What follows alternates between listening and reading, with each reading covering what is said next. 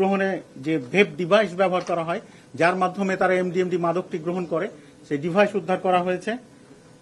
এবং এমডিএমডি ব্যবহারের ই লিকুইড, সামনে যে কোটাগুলো আপনারা দেখতে পাচ্ছেন তার ভিতর যে লিকুইডগুলো রয়েছে, এবং এমডিএমবি বিক্রির জন্য প্রস্তুত খালি ক্যানিস্টার, মানে ছোট ছোট ভায়ালের ভিতর করে তারা এগুলো বিক্রি করে, বাজারজাত করে, সেইগুলো এখানে রয়েছে।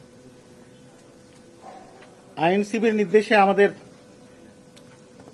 তার সহযোগিতা, তাদের গোয়েন্দা তথ্য, ইন্টারন্যাশনাল যে কানেকশন, সেগুলো থেকে পাওয়া তথ্যের ভিত্তিতে আমাদের গোয়েন্দা টিম, আমাদের ডিএনসির যে ঢাকা বিভাগীয় টিম এবং আমাদের ঢাকা মেট্রো উত্তর, ঢাকা মেট্রো দক্ষিণ সকলের সম্মিলিত উদ্যোগে এই সাফল্য অর্জন করা সম্ভব হয়েছে।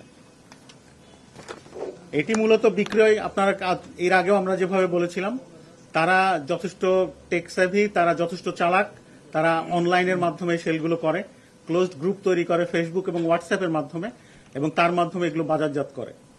তা আমরা আমাদের তথ্য প্রযুক্তি ব্যবহার করে, আমাদের চৌকস কর্মকর্তারা দীর্ঘদিন ধরে ফলো করে ক্রেতা সেজে আমরা সে বিষয়গুলো উদ্ধার করেছি। আমাদের প্রক্রিয়া চলমান রয়েছে। আমাদের তল্লাশিকালে কিছু ভয়ঙ্কর চালানেরও আমরা খবর পেয়েছিলাম।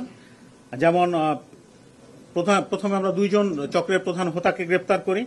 তাদের বাসা বাড়িতে তল্লাশি চালিয়ে 310 মিলিলিটার এমডিএমবি পিনাকা উদ্ধার করি 5টি কন্টেনারে।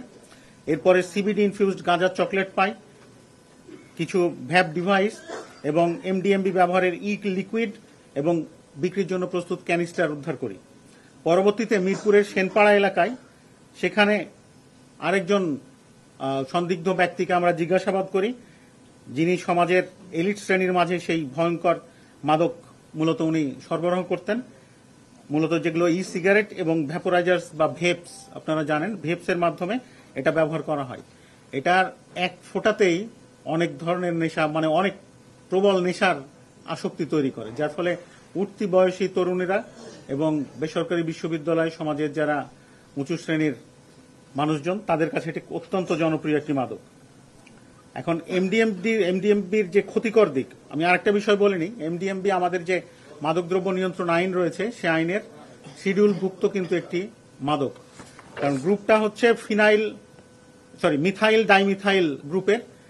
এটা নতুন ধরনের একটা মাদক, এটা বিউটোনাইট, অর্থাৎ এমডিএমবি।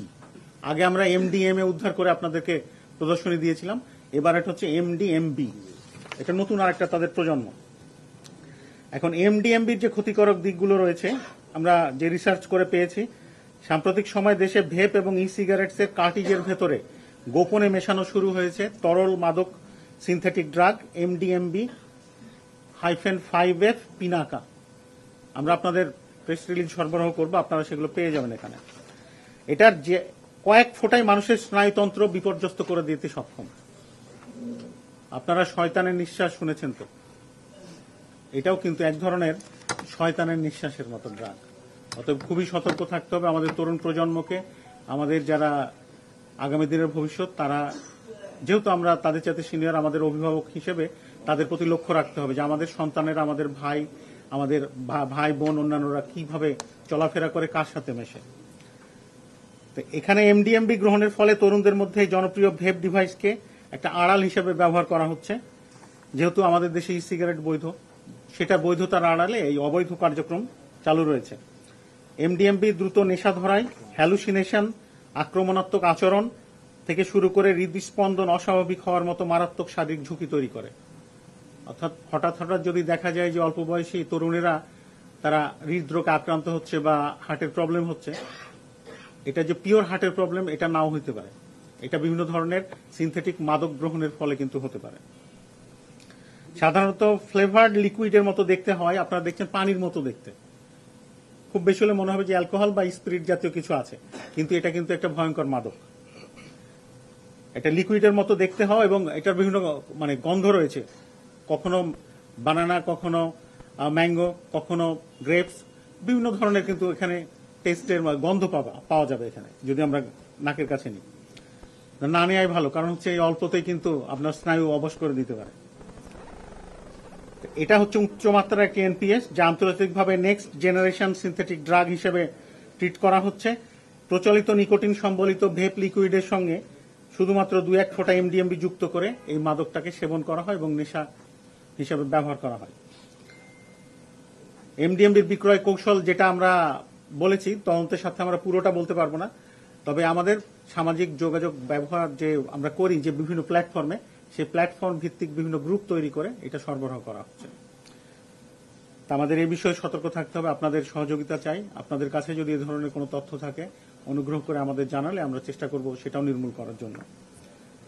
গ্রেপ্তারকৃত আসামিদের জিজ্ঞাসাবাদ করা হচ্ছে। আমরা আরও একাধিক ব্যক্তির সংশ্লিষ্টতা পেয়েছি, আমরা আমাদের তদন্ত অব্যাহত রেখেছি এক্ষেত্রে, এবং মাদকদ্রব্য নিয়ন্ত্রণ আইন 2018 সংশোধনী 2020 অনুসারে নিয়মিত মামলা রুজু করা হয়েছে।